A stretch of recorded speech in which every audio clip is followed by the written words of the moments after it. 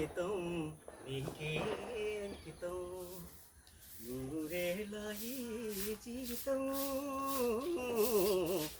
అంకితం నీకే అంకితం నా హృదయంలో నువ్వు లేకపోతే ధైర్యం రాదమ్మా కొట్లాటైనా మాట్లాడన్నా ఏదైనా జరగాలమ్మా అంకితం నీకే అంకితం నూరేళ్ళ ఈ జీవితం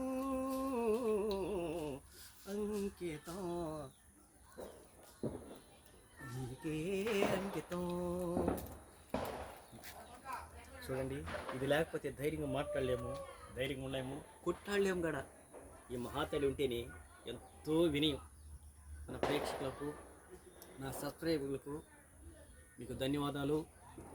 ఈ దీపావళి శుభాకాంక్షలకి మరీ ధన్యవాదాలు చెప్తూ సబ్స్క్రైబర్లకి మరీ వెరైటీగా చెప్తున్నాను. మీరు హ్యాపీ దీపావళి శుభాకాంక్షలు. బాయ్.